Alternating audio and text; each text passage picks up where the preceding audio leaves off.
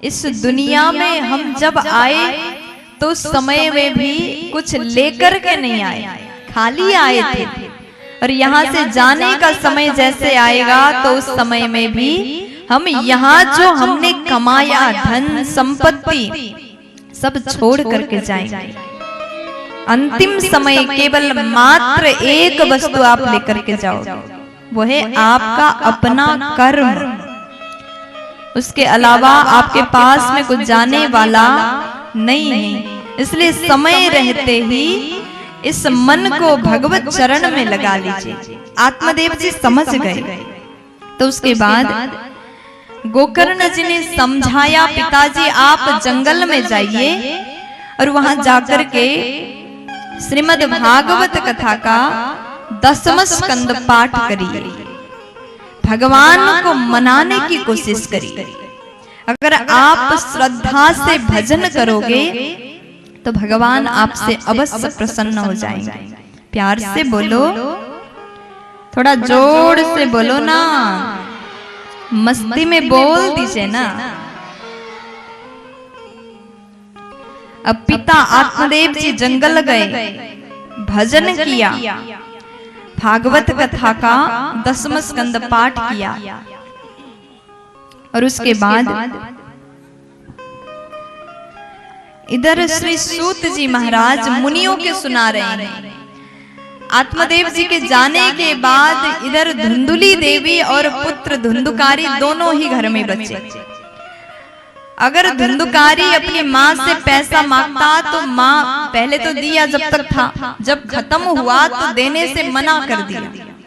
और उसके बाद धुंधुकारी माँ को ही चिल्लाने लगा, मारने लगा।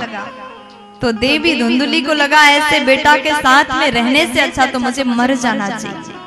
शरीर को त्याग दिया, आत्महत्या किया धुंधुली ने भी। तो उसके बाद में अब तो घर में धुंधुकारी अकेला ही बचा। तो वो चोरी करने जाता था। एक दिन बहुत बड़े राजा के घर में उसने चोरी किया, खूब ज्यादा संपत्ति, पैसा, धन, सोना, चांदी चोरी करके घर लाया।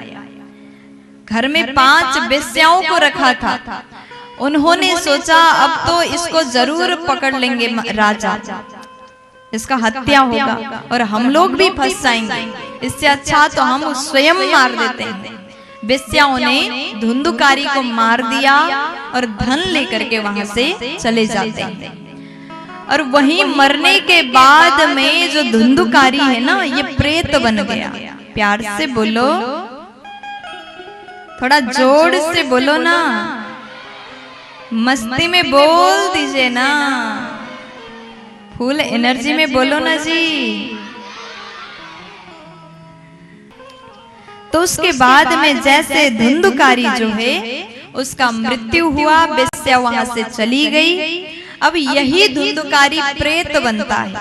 और एक दिन गोकर्ण जी महाराज आते हैं। गोकर्ण जी रात्रि में विश्राम करने वाले हैं। उनको कुछ झलक दिखाई दिया, कभी भेड़ जैसा, कभी हाथी जैसा, कभी आग जैसा। लेकिन उन्होंने पूछा कि आप कौन हैं? वो तो भूत था, कुछ बोल नहीं सका। अपने कमंडलू से जल निकाल करके छिड़क दिया। तब वो कहता है, अहम भ्राता तो दीयोस्मि धुंधुकारिति नामता स्वकीयेनैव दोषेण ब्रह्मत्वं नासितं मया। आज धुंधुकारी कहता है कि मैं आपका भाई हूं, मैं धुंधुकारी हूं और स्वयं के बुरे कर्म के कारण मैं प्रेत बना। गोकर्ण जी बोले, तुम्हारे लिए मैंने तो श्राद्ध तर्पण सब किया। लेकिन धुंधुकारी कहता, भैया आपने मेरे नाम से श्राद्ध कर लिया हो, फिर भी मेरा उद्धार होने वाला नहीं है। क्यों? क्योंकि धुंधुकारी जो है बहन का बेटा है, धुंधुली का अपना बेटा नहीं है। ये बात सबको छुपाया गया, बहन का बेटा था। जब तक गोत्र एक ना हो तब तक आप पिंडदान करते हैं तो वो पिंड प्राप्त होने वाला नहीं है। श्राद्ध तो किया था, लेकिन ये धुंधुकारी जो है गोकर्ण जी का अपना भाई नहीं था। अब मैं क्या करूं? तब धुंधुकारी बोला कि भैया आप कुछ भी करिए, मेरा उद्धार कर दीजिए। अब उसके बाद सुबह सुबह सूर्योदय होते ही गोकर्ण जी महाराज ने भगवान सूर्यदेव से पूछा कि प्रभु भूत का कल्याण कैसे संभव है, मुझे क्या करना चाहिए? तब उसके बाद में गोकर्ण जी महाराज के पूछने के बाद सूर्यदेव भगवान कहते हैं आप भागवत आयोजन करिए, भागवत कथा सुनाइए। यदि आप भागवत कथा श्रवण पान कराते हैं तो भूत का भी कल्याण अवश्य होगा। तो उसके बाद में गोकर्ण जी महाराज ने बड़ा ही सुंदर श्रीमद् भागवत कथा का विशाल आयोजन किया, जहां पर धुंधुकारी एक बांस के भीतर प्रवेश होता है, 7 ग्रंथि वाला बांस में प्रवेश करता है और 7 दिन तक भागवत कथा को मन लगा करके श्रवण पान किया।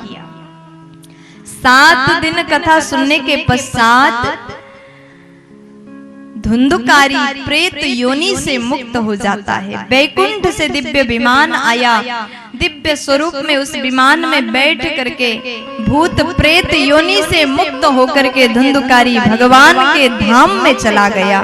बोलिए भागवत महापुराण की जय हो।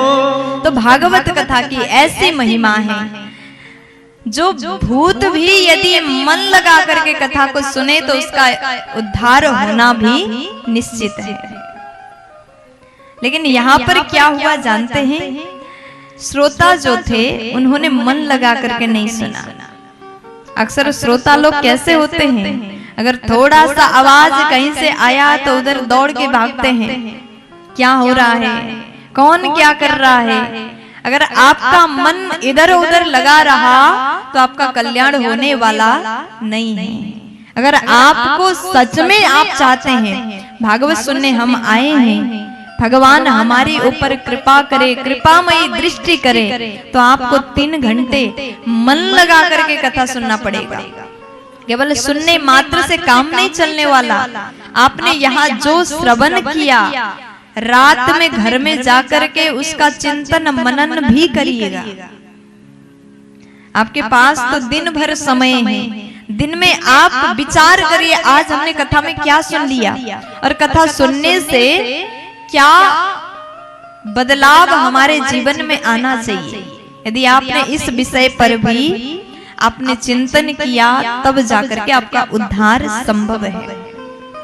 धुंधुकारी ने जो कथा को दिन में सुना, पूरी रात भर चिंतन करता था और उस बात को अपने जीवन में धारण करता था, तब जाकर के धुंधुकारी का उद्धार हुआ।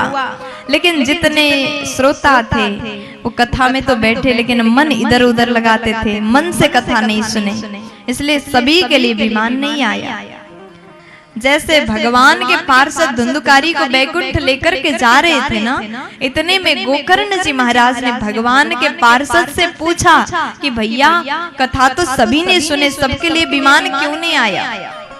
लेकिन उस समय भगवान के दूत कहते हैं कि प्रभु आपने कथा एक ही कथा सुनाया, भागवत सुनाया, लेकिन श्रवण में भेद था। कैसा भेद? जिस प्रकार से मन लगा करके धुंधुकारी ने सुना, उस भाव से किसी ने भी कथा को नहीं सुना, इसलिए विमान केवल एक आया। तो उसके बाद श्री गोकर्ण जी महाराज ने पुनः दोबारा भागवत कथा आयोजन किया। संपूर्ण श्रोता ने मन लगा करके कथा को सुन लिया।